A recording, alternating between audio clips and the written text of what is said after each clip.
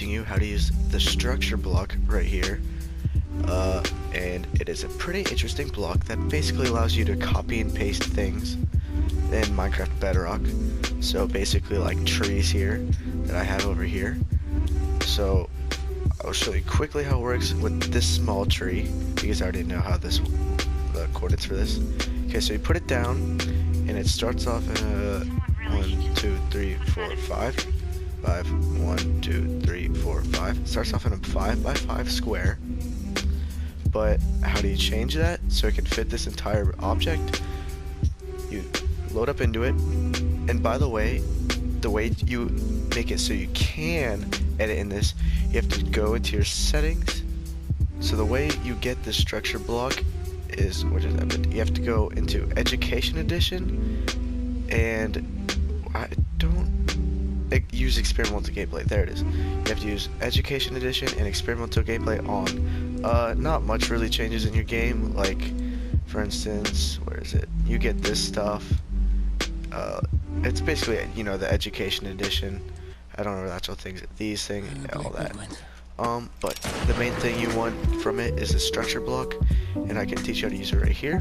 So this starts off in a 5 by 5 little square, and basically I just want to copy and paste this tree to right there. But I can't, the square right here does not fit this tree. So what I'm going to do is go in the coordinates. I'm going to put this to 6. I believe this one is at 6 as well. No, not 6. See how the tree doesn't quite fit? If you want to go all the way, you can let 7. And then see, oh, it just gets a little bit more in. And then 8. I believe the full square I can do for this tree is 8, but you can go, if you have something big, you can go as large as you want. But I'm going to keep it at 8, so I can keep it as small as possible so it doesn't destroy anything in the area. In this, I'm going to go to 11, that's the top of the tree. You can see here that right on this side, there's a little bit open space. I want to close that up, so I'm going to hit 7. And there you go, I got that little box tree in. And one thing I do not want for this tree is the ground. Say I have a little wood, like a little wood area, for the floor, and then if I put this tree down on the wood, it'll replace the wood with the grass, so I don't want this. So when you see Y -1, that's basically talking about like underneath the block, I'm going to put 0, and that goes away. And then to save it, you just, you know, have it on save. Structure name, I already have it named to stree1 for small tree 1. So I already have that saved, so just put your name in right here, and then hit save right here, and then it'll save. And then, okay, so now we have that tree in, and this will cross over to other worlds, so I can use this in multiple worlds. And I just want to copy it right here. But I'll show you something. If I hit stree1, which is what I have it saved to, I hit load, you'll see it goes into the ground like this. I don't want that to happen, but you know, it still does load. But what I can do about this is get a block, put it up 1, stree1, and hit load, and there you go. It's right here. Isn't that pretty neat? And yes, my trees, custom trees, I'm not very good at making them, but alright, so let's copy this big tree right here. And basically what I usually do when I want to copy, I find the most corner, like the outmost corner, which is like right here. And you see how the line lines up perfectly with this? You want the line to line up perfectly with each corner, so you can fit it in the smallest area.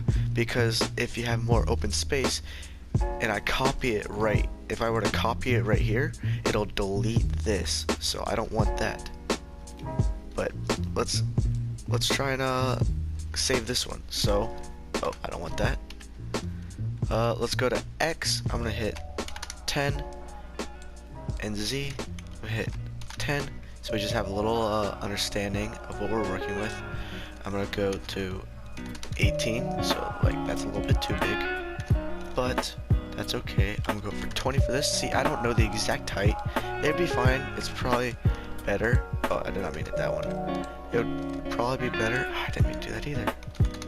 It would probably be better if you counted the coordinates, but I don't usually do that because I don't feel like it. I just do this because, in my opinion, it saves time.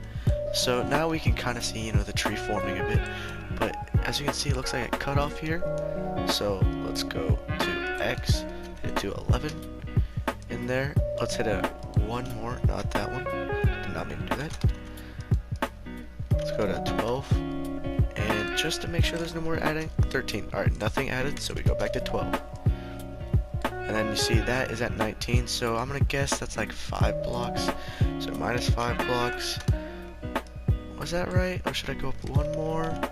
Nope, that was correct. Okay. So now we have the whole tree. We can see this lines up with that. Over here, perfect. Perfect. On the top. There we go. I already have this saved, so save it to what you want. I actually forgot what I saved it. I think it's just tree 1. Is it tree 1? Yeah, alright. There's a glitch. It won't show you what it's in right here, but that's fine. But I forgot to raise it up a 1 block, so it did this. But you know what? That's fine. I can fix it later.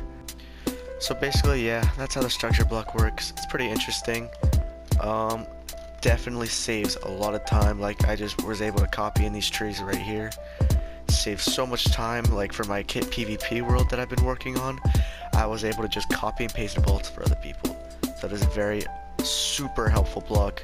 I would always recommend you have education mode on and experimental gameplay in your Minecraft, PS4, Xbox, Nintendo Switch, your Bedrock worlds. And yeah, have a good day.